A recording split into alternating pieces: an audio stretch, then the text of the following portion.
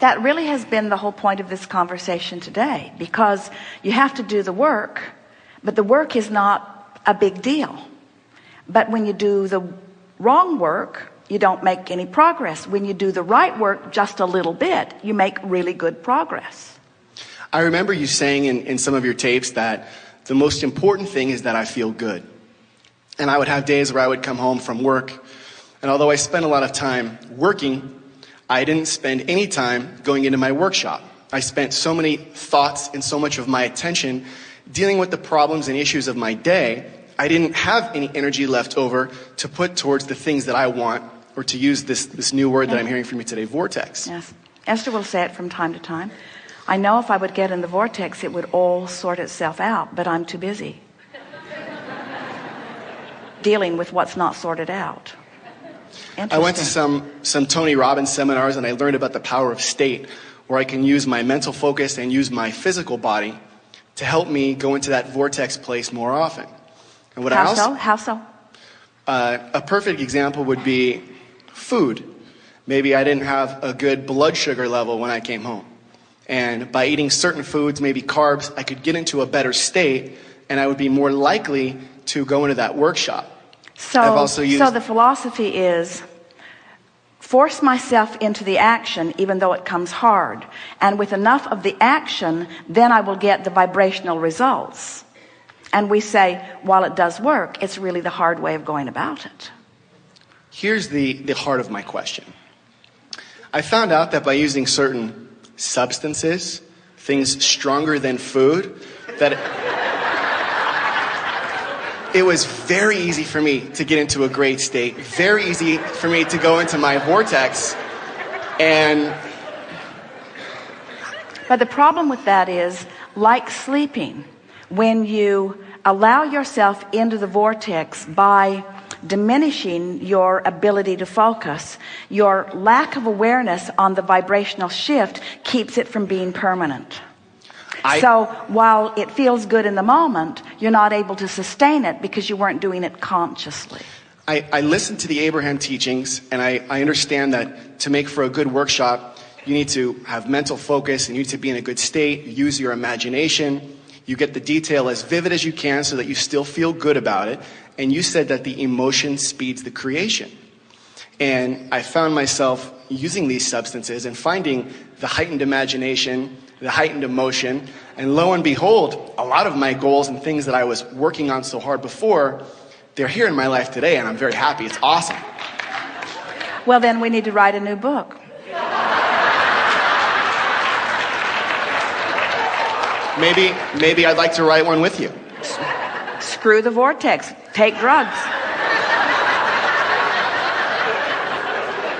But it's not really about the drugs, it's really about the vortex. Well, it is about the vortex, and it's about the way into the vortex, and any way you can get it. In other words, if you have found a way of softening your resistance, which is the same thing as saying heightening your alignment, and you are doing it in a way that you are sustaining it and then getting manifestational results, then you've got something that's working for you. That's true. In other words, if the manifestations are coming, then that, and you are crediting the absence of resistance with the use of the substance, then you have found a pattern of releasing resistance through that behavior. So why are we having, what is it, are you just wanting confirmation that I'm a living science experiment. I decided to try this when I was a teenager, and now here I am, and I've had tremendous results, but the results, they're my results, and it's only results for my world. And now I'm talking to you as a teacher, saying, I've used this method. Do you know of other students that are using this method? Is it a good thing to put out there for people that it's right for? Well, it appears to be, based upon the science experiment that you have offered. The reason that we have not been advocating the utilization of substances that diffuse focus and therefore release resistance is because in the diffusing of focus, even though resistance has been released, we have not seen it to be sustainable. It's like the difference between what we were talking about earlier about going to sleep, being out of the vortex and going to sleep. And while you're slumbering, releasing thought and therefore not keeping the negative vibration going.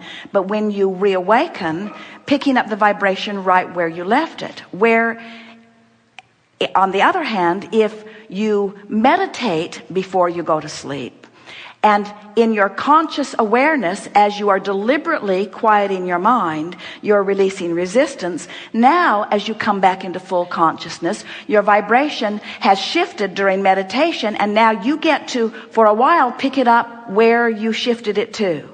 And so the utilization of the drugs is more like the slumber. It gives you the relief for the time that you're having the relief, but we have not seen it to be a sustaining vibrational shift.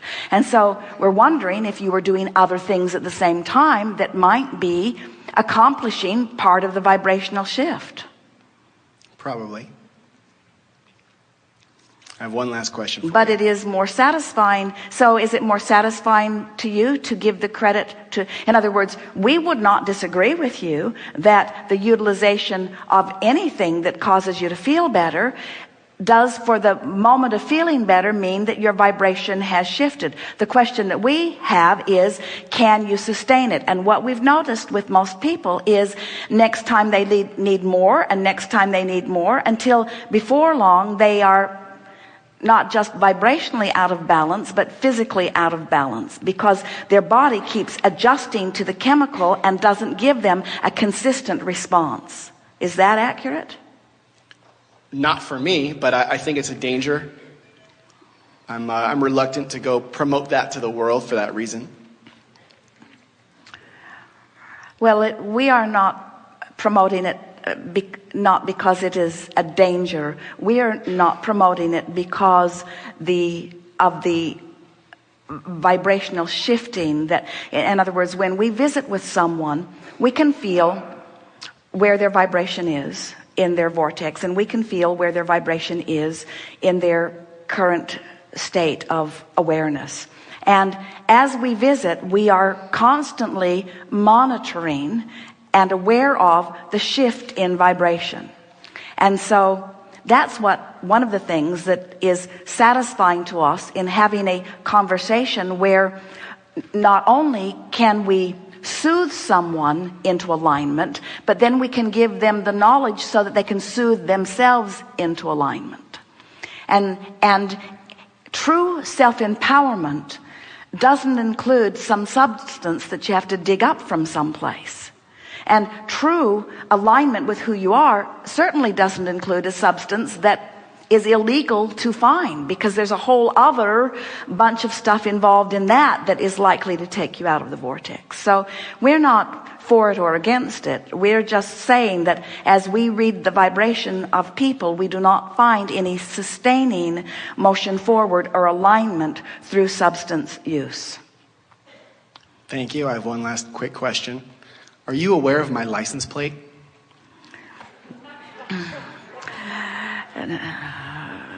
We're aware that you want us to be. I am. The reason why is because Abraham inspired that license plate. What is it? You've used this saying several times today in the audience. Is this a test?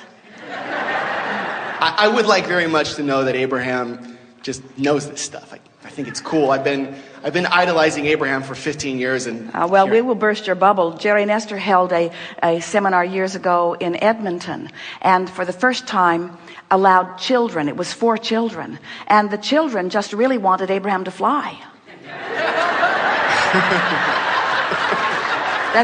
That's really what they wanted, you see. When what we are teachers. We are a little bit more grounded than that. So here's what we will give you.